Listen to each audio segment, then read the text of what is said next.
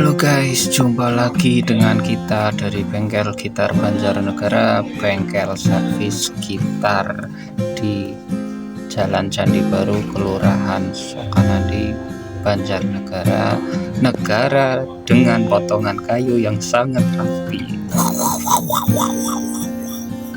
Maksudnya bukan hutan, tenang. Maksudnya brand-brand lokal sekarang itu potongan kayunya udah mulai rapi, jadi jangan ragu ya untuk membeli gitar brand lokal gitu ya, sport UMKM lokal. Kali ini kita kedatangan gitar yang mereknya kita sensor, sebuah gitar akustik milik seorang gitaris top level di Banjarnegara.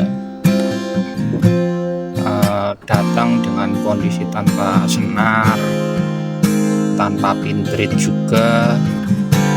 Nah, ini kondisinya guys, bisa dilihat fretboardnya sudah sedikit dibersihkan oleh pemiliknya, jadi udah terhindar dari daki, terus kotoran, kadas, urap, panu, kutu air. Nah, dan rencananya ini akan diganti fretnya dan fretboardnya akan kita beresin nanti guys. Nah, itu terlihat sekali ya bagaimana fretnya sudah kotak, sudah tidak bulat lagi, dan tentunya tidak akan enak buat main gitu ya. Nanti akan kita ganti guys. Gitar ini lumayan kategori gitar mahal ya, bukan gitar murah. Dan ini ciri-cirinya tidak ada titik duanya, artinya ini gitar ori, tapi tidak akan kita sebutkan mereknya karena kita tidak di endorse guys, jadi tidak akan kita sebutkan mereknya. Dan ini terlihat bahwa kayu dengan penggarisnya ada yang tidak menempel di bagian depan ya, terlihat ada gap sedikit di situ ya, artinya ini fretboardnya tidak lurus, kayunya tidak lurus, padahal truss rodnya sudah diatur dengan baik, tetap aja nggak terkejar. Oke, langsung aja kita cabut fretnya.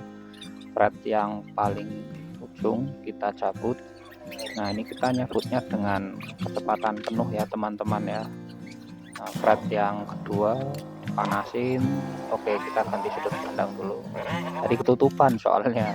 Nah, terus kita cabut, fret kedua beres, berikutnya ini fret pertama dan fret kedua udah kita cabut. Nah, fret ketiga ini ada sedikit tantangan karena menurut pemiliknya dia pernah menyiram dengan super glue ya, terlihat sekali ya, ada asapnya, banyak asapnya tadi, dan otomatis bekas cabutannya juga terlihat berbeda.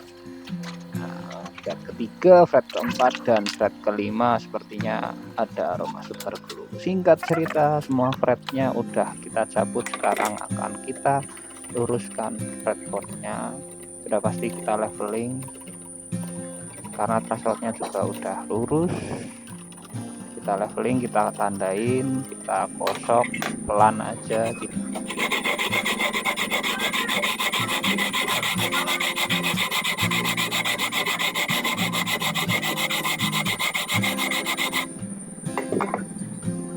Gosokan pertama biasanya tidak akan langsung kena semuanya.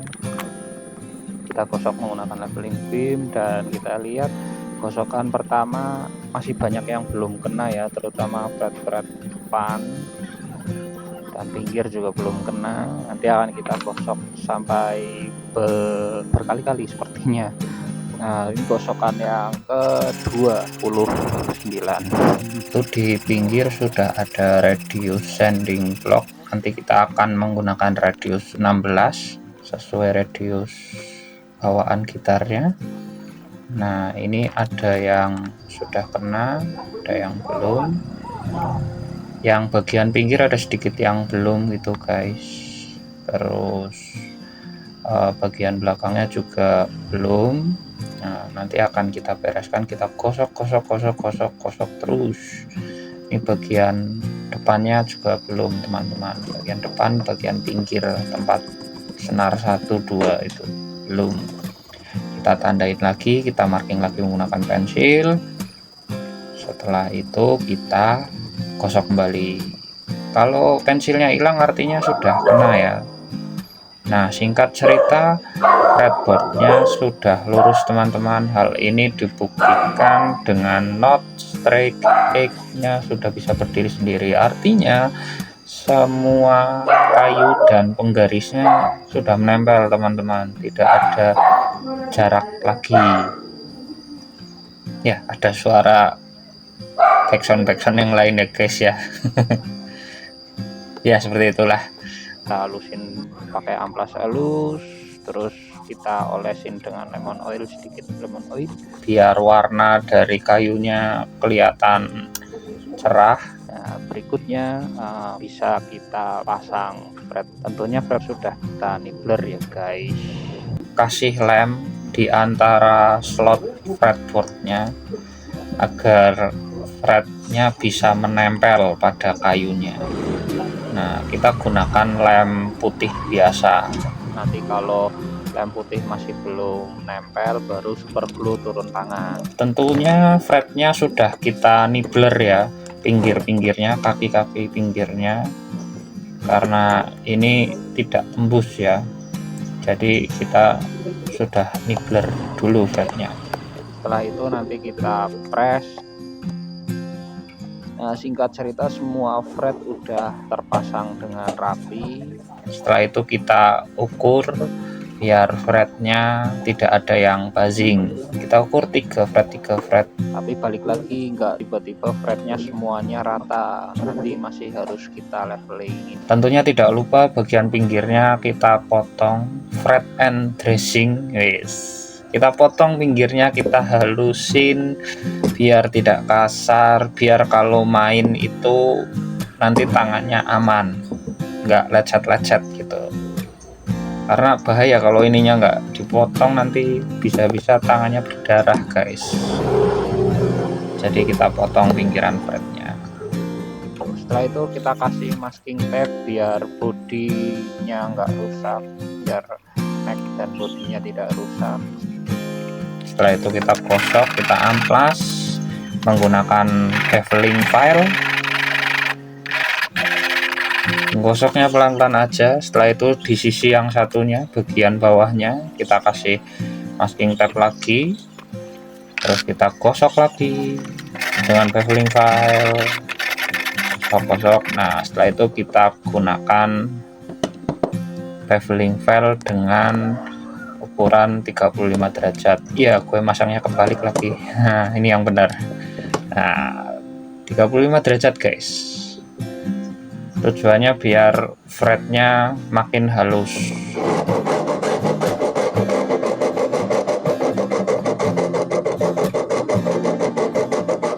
Gosoknya pelan-pelan aja, tidak usah terlalu cepat, pelan-pelan aja. Nanti kalau dirasa sudah halus baru kita menggunakan kecepatan penuh.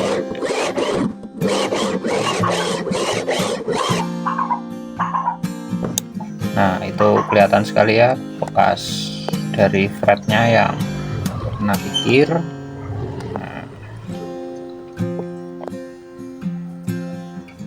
Setelah itu kita beri masking tape. Nah, kita beri tanda pada setiap fretnya dan kita kasih tanda juga titik-titik yang buzzing. Setelah itu kita gunakan leveling beam untuk meratakan semua fretnya, biar semua fretnya itu rata. Nah, ini kan sudah kita kasih tanda dengan spidol. Seandainya nanti ada spidolnya, artinya fret itu belum kena leveling beamnya gitu.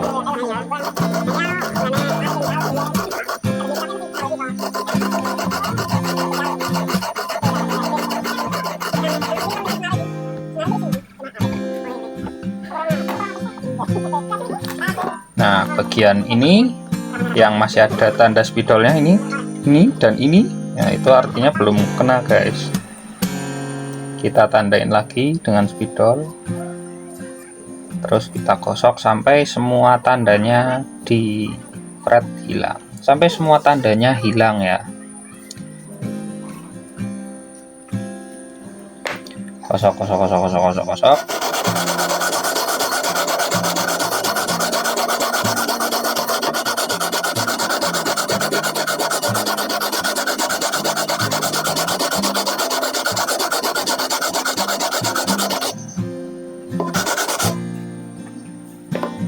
Nah, bagian ini udah yang sudah kena.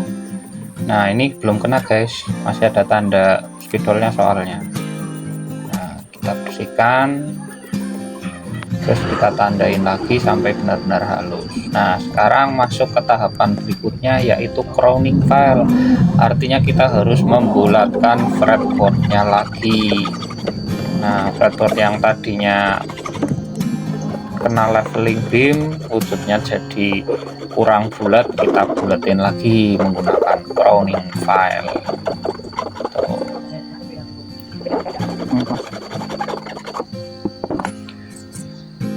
Setelah itu kita amplas menggunakan amplas halus, urut dari amplas 200, 400, 600 sampai 1000 sampai halus. Kita gosok terus sampai halus dan mengkilat.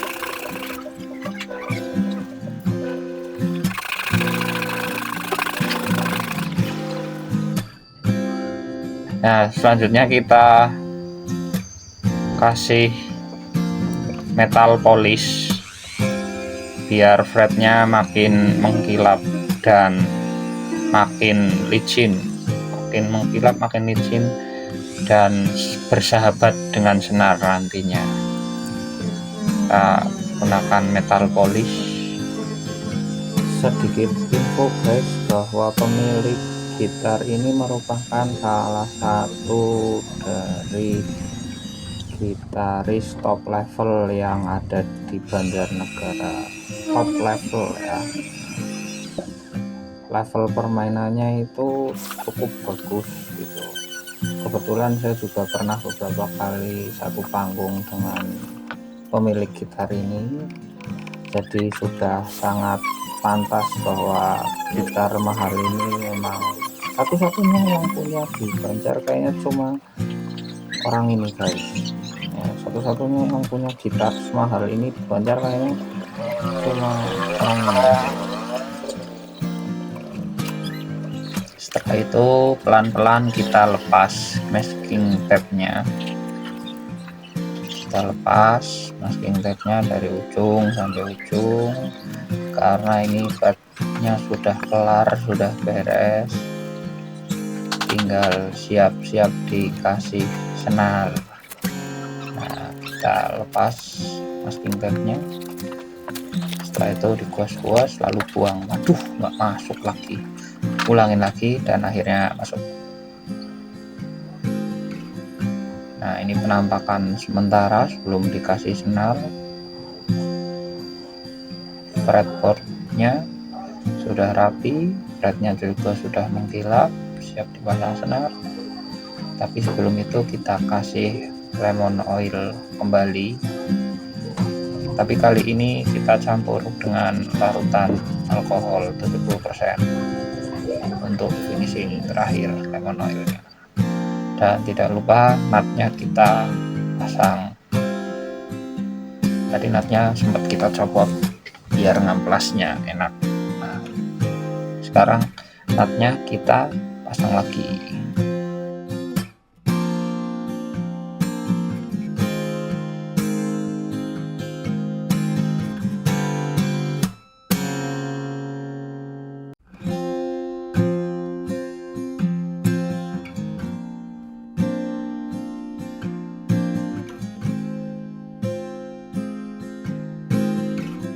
Nah, bridge-nya udah kita setel, sadelnya juga sudah kita setting biar nanti senarnya nggak terlalu tinggi, sudah kita setting semuanya. Setelah itu kita pasang senarnya satu-satu. Nah, ini sedikit tips kalau masang senar yang ada bridge-nya, sebaiknya senarnya ditekuk di bagian belakang tuh guys. biar nanti pin bridge-nya nggak lepas ketika senarnya dikencengin, item-itemnya itu nggak lepas nanti.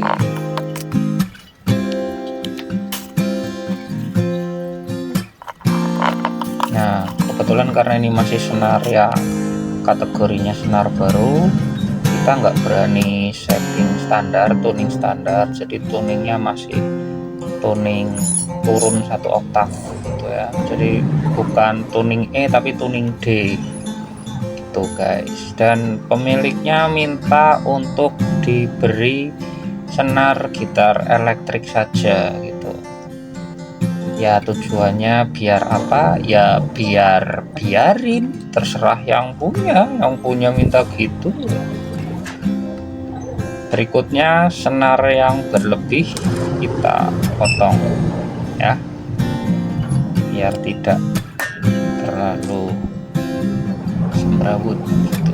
Semrawut di bahasa Indonesia ini apa? Biar tidak terlalu berantakan guys. Jadi senar yang kelebihannya kita potong.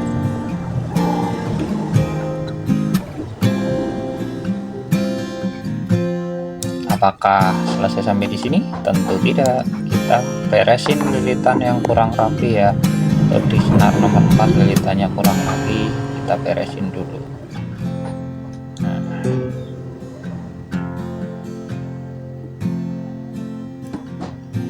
kita beresin tuningannya, lilitannya biar rapi gitu ya. Berikutnya ini udah hampir selesai. Berikutnya ini sudah hampir selesai.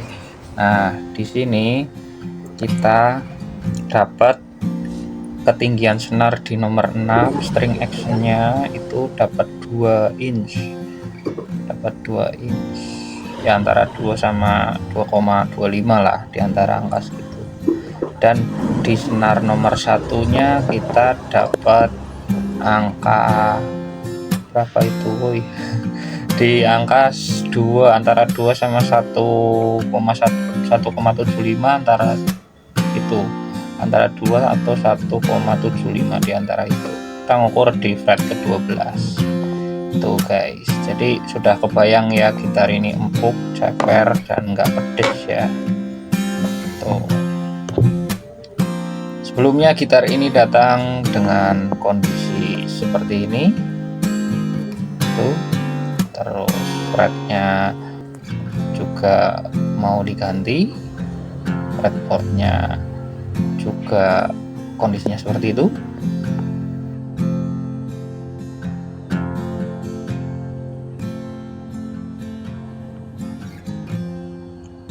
Ini penampakan before afternya ya guys. Ini masih beforenya masih kayak gini.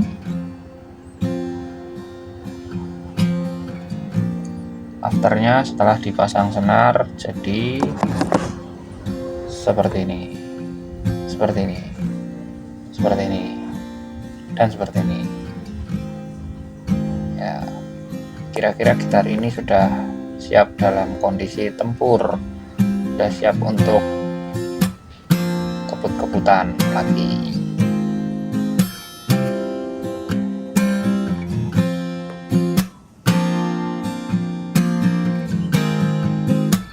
Dan ini bonus ya guys, video bonus. Kita tes kriuk, kita tes menggunakan koin 500. Koin 500 saja nyangkut tuh, nggak mau jatuh ke bawah, artinya ini sangat tipis ya, ceper koin 500. Oke, itu dulu dari kita. Jika ada salah kata mohon dimaafkan. Kita ketemu lagi di video selanjutnya. Bye.